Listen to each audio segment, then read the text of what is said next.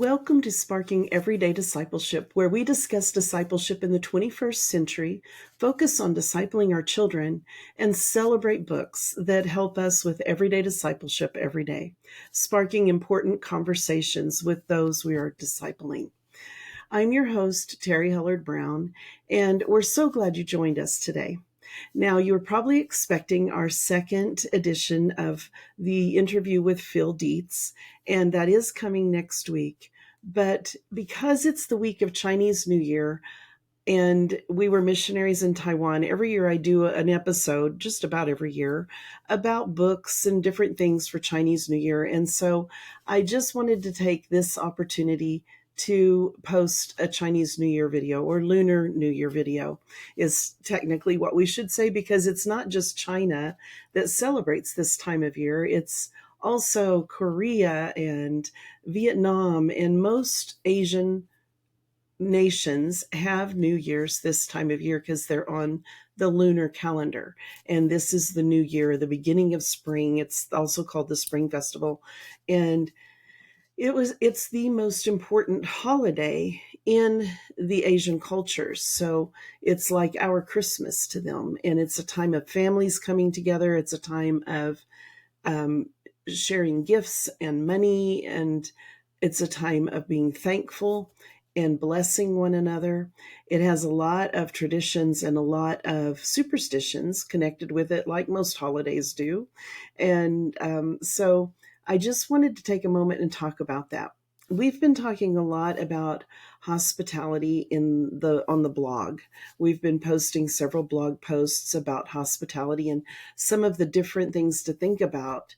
And the reason for that is because as we're talking about discipleship and helping our children to grow closer to God and follow Him faithfully, we know the greatest commandment says to also look at those relationships around us, to love our neighbors as ourselves, and to care about the one another's that God commands us to do, to love one another, forgive one another, to spur one another on to good works. And we just can't do these things if we're not in fellowship with people.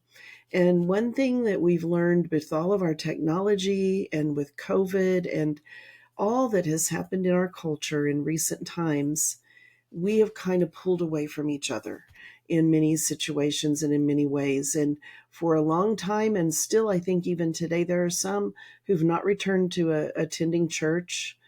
And we need to get back to fellowship and to hospitality and to sharing together. And hospitality is a huge part of the Jewish culture, the Middle Eastern culture, the Christian culture.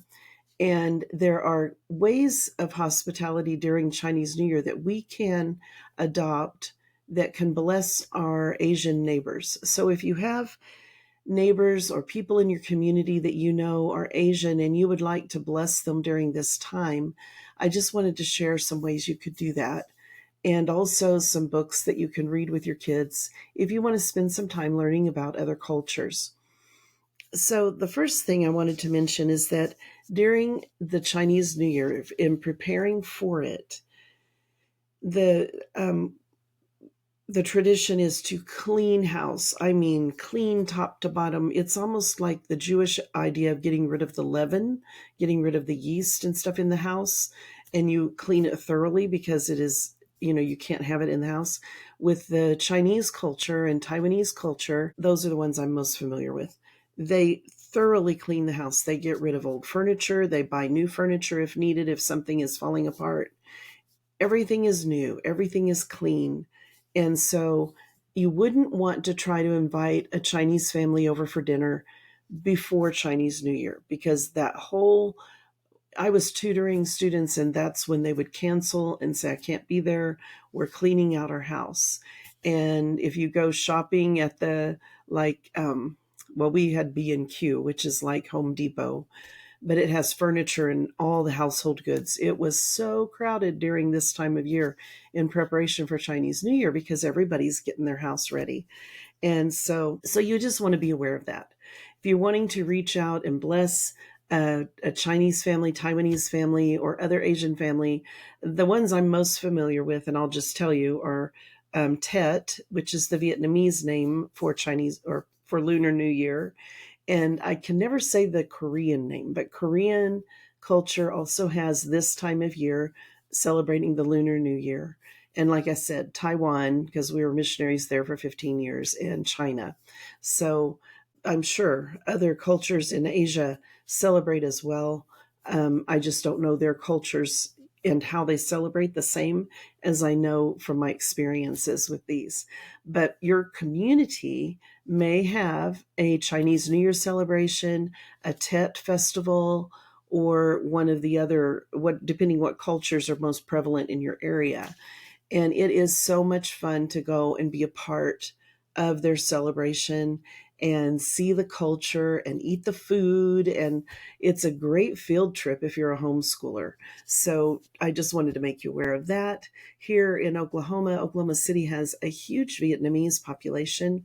We were one of the top three. I don't remember if it was first, second, or third, but we were one of those top three states that had the largest Vietnamese population with the fall of Saigon and everything. Refugees came here, and New York and LA were the other two. I think it was LA for the Vietnamese, but we had a huge population. So we had a huge Tet festival and celebration for New Year's, and we got to go and experience it. And it was so much fun. And they're so welcoming. You might think because you're not Asian that you wouldn't be welcomed, but just think about how much we enjoy sharing our culture with others. They enjoy sharing their culture with us, those of us who are not Asian. And so go and have fun and enjoy it and learn. And it's just a great time. Okay, so that's one thing. Don't invite people over before Chinese New Year, or they may be canceling on you because it's a very, very busy time. But once you get to the Chinese New Year, it's a whole week. It started on Monday this week and it goes to the end of the week for the main celebrations. And if they have family around them, they will be going to the wife's family on one day, the husband's family on another day. There's specific days that they do this. They travel a lot. So be aware of that. If their family is not here, then you have an opportunity to bless them and give them an opportunity to share their holiday and their traditions with you. One of the things we always did was give gifts of cookies or, of course, moon cakes, if you can get those with pineapple cakes. I guess they're not moon cakes because that's Moon Festival, but the little pineapple cakes that they make for New Year's. Those are very popular. My kids loved those. And you can also get fruit. Tangerines, oranges especially, are welcome during the Chinese New Year festivities. So to give them a bowl of oranges or a bag of oranges or tangerines is a good gift. There are certain gifts you would never want to give, and you can look at some sites on traditions to know what not to give. But for Chinese New Year, those are the best choices, usually food type things. And if you took those to a neighbor and wished them a happy Chinese New Year or Happy New Year, they would feel blessed by you and it would be really meaningful to them. I think it would help them to feel welcome. And I just want to make one side note here. My mom and my stepdad for years trained teachers to teach English as a second language. It was their ministry through our home mission board, North American Mission Board. And before that, they were teaching ESL, conversational English, in their churches. And I also was trained and taught. And so when we were out in the community, especially in Orange County, California, where there are so many different ethnic groups, you would run into people who were having trouble communicating. And one of the things that always really kind of made us angry, but it broke our hearts too, was to see how people often get impatient and mistreat people. And coming from a person who has lived overseas for many years and has had a terrible time trying to learn the language, and also being aware that it took me a while to learn the language. You don't just land somewhere and start living somewhere and immediately know the language. And so we don't know how long that person has been in America. I understand if they've chosen this as their country, they've come here legally, they've become citizens. Yes, they need to learn English. And they might need to learn a little Spanish too, because that's our second most common language. But America does not have an official language. So, number one, we don't have a right to be so rude about it. And second, you don't know how long they've been here. And English is a hard language to learn. Believe me, I teach it. I know. My students are always complaining about how difficult English is. Chinese is very hard too, but English is hard. And they may be trying to learn it, but if you're in a situation like my mom was in, she was in an insurance office dealing with something with her insurance, and this person in front of them was obviously in distress. So they obviously had a car accident or something happened. They're trying to explain to the lady behind the counter, and she's just getting rude. She's just being rude. And she's like, I can't understand you. I can't. And the guy is motioning. He's obvious that he's trying to say he wants to use the phone so he can call someone who can speak English to her. And she just acts like she can't understand what he's saying. There was no reason for that. And the whole line of people behind him were angry at her. And they finally just said, he wants to use the phone. There's just no reason to be that rude. We need to be good hosts. And this is part of hospitality. And it's part of what God calls us to in the Bible, to welcome the foreigner among us. Now, I understand, I do not think someone who is here illegally is welcomed in the same way. I think that they need to come legally and respect our country and our laws. That's what I tried to do in Taiwan. Go legally and respect the laws, respect the culture, try to learn the language, try to learn the customs. You don't want to be offensive to the culture where you're a guest. And I always felt so welcomed by the Taiwanese people. And they laughed at my Chinese. It was quite entertaining. And they were so awesome and welcoming. And it does not cost us anything to be kind. And if we do encounter someone who's here illegally, first of all, we probably don't know whether they're here legally or illegally, but we can still be kind. We can still help them if they're in distress. If they're at an insurance company trying to deal with insurance, most likely they're here legally. They're trying to deal with something that's been potentially tragic or at least very stressful. And we need to just be kind. So, as Christians, it's affecting our testimony in the way we treat other people. And so, I think that we need to be aware of that. Now, if your job is to be an immigrations officer and you have to check ID and all that, then that's fine. That's your job. But that's not my job. And so, my job is to be kind to others, to welcome the foreigners among us, and to learn to appreciate their culture and help them learn to appreciate our culture. Okay, so that's my little soapbox message for today. But I do want to encourage you, if you know neighbors who are from an Asian country and you know that they are celebrating their new year, taking them a gift of, like I said, oranges, tangerines, cookies, or if they're Chinese, the pineapple cakes would be wonderful. And if you're able to have a dinner together, dumplings are one of the most popular meals or parts of a meal during this season. There's several elements to the Chinese New Year feast, and most of them have a meaning behind them of wishing, like with tangerines, you're wishing money, that they will have wealth in the coming year. And it's kind of like our black-eyed peas and whatever we have on New Year's, I never remember. But there's a superstition behind it that this is going to bring good luck. Well, they have that with most of the food that they eat on Chinese New Year. And so you could learn that for the country that your neighbors are from, and then maybe give them a gift of that, or invite them to dinner, or maybe even go to a local restaurant and share a meal together.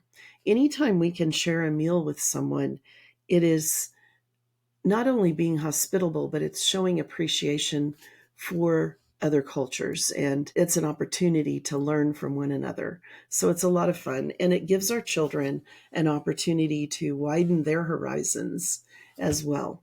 So I do apologize. I'm getting over the flu. And so my voice is not real great right now.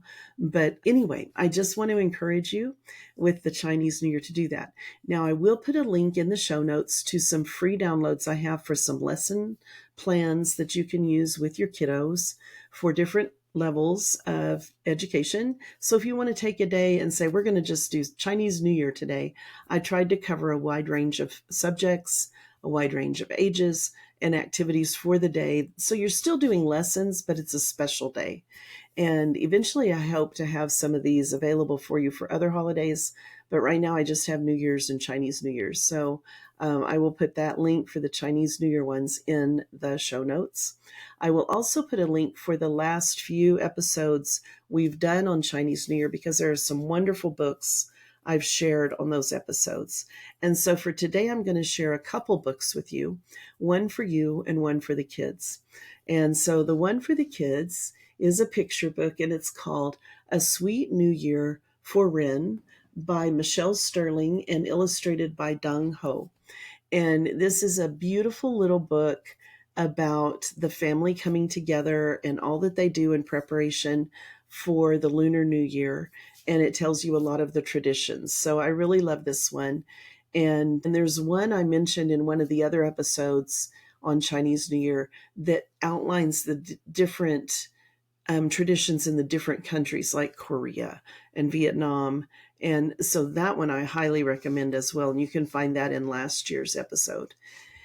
And then the one for you that I wanted to share is More Than Serving Tea, Asian American Women on Expectations, Relationships, Leadership, and Faith.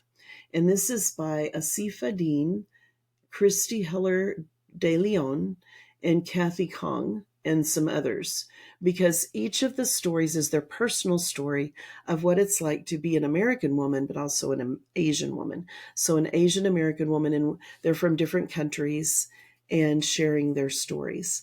And it really is a nice book that just shares their testimonies and their ideas and their personal experiences. But what I hope this book will do is kind of open the reader's eyes to how their experiences are different from ours, how they may interpret things a little differently than we do, and just kind of the mindset that maybe they have. And because it is personal testimonies, it doesn't necessarily mean everything's going to translate like if for the Filipina lady, that every other Filipina has had the same experience, or every Chinese woman has had the same experience. But there you'll see some trends and some understanding, and it might give you some insight into understanding your friends more. And so I hope that this will bless you. It's a really neat Christian book, and these are Christian women sharing about their experiences. Okay, so I hope that you can enjoy your time and find ways to reach out to those around you who may be from different cultures, to encourage your kiddos to enjoy other cultures and to be kind and welcoming to those around them. We can model for them what it's like to try something we've never tried before, and to try to reach out to someone that may be more difficult to reach out to because we don't know how well they know English. And I've always encouraged you to take the opportunity to do a language exchange if you have the time, to just let them teach you their language and you teach them our language. And it's cool because we don't have to charge for tutoring or anything. You're doing an exchange. So it's an equal exchange between two of you, and you can become friends that way as well. And of course, I want to recommend my books to you as well, because in my World of Pancakes book about Sam, who winds up moving overseas, and he also moves to Taiwan, and some of the different kinds of pancakes he finds around the world, we have the recipes in the back of the book for the different kinds of bread that you can get in the different Asian countries and some of the other countries around the world.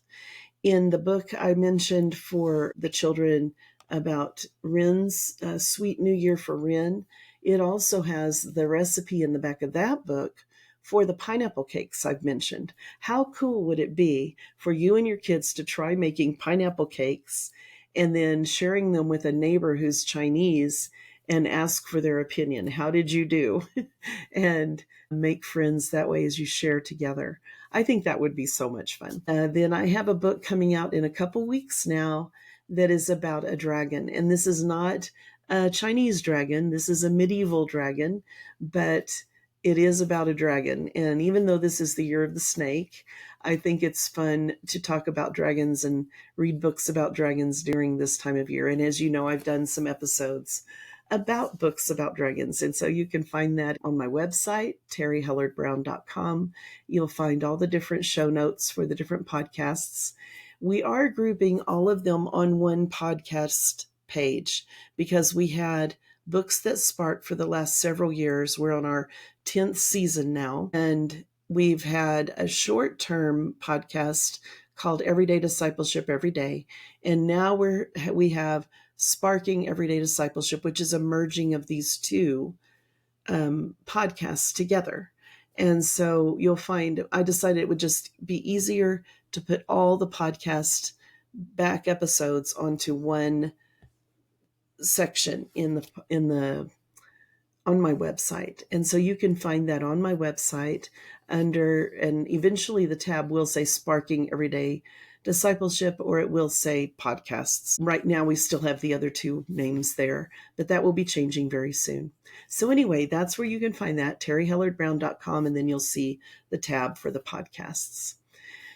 If you have any questions or comments, and especially if you make the different recipes in my book or in the other book I mentioned, and you share them with someone, please take the time to just really quickly go to my website, to the blog post about this episode, and put your comments. Let us know how it goes. Tell us about the experiences you had. It would be really wonderful to hear from you. Or if you don't want to put it there, you can also comment in our Facebook group. We have a Facebook group, Everyday Discipleship Every Day, and you can join that group and put your experiences in there. We would love, love, love to hear from you and hear how it went and what your kids thought of it and how they enjoyed it. And you can also put pictures in the Facebook group and let us know, just show us the fun you had. That would be so much fun to see. So I want to encourage you to do that. And if you have any comments or would like to see some other material that we haven't yet covered, you can also put that in the comments, or you can message me on Messenger from Everyday Discipleship Every Day, or you can message me on my email. Well, thank you for spending time with us today. And if it sparked any questions, like I said, feel free to ask them. We love to hear from you. And we hope that you enjoyed the conversation and that maybe it sparked a desire to show a little more hospitality to those around you and to help your kids learn what it really means to be hospitable to the strangers and the foreigners who are among us.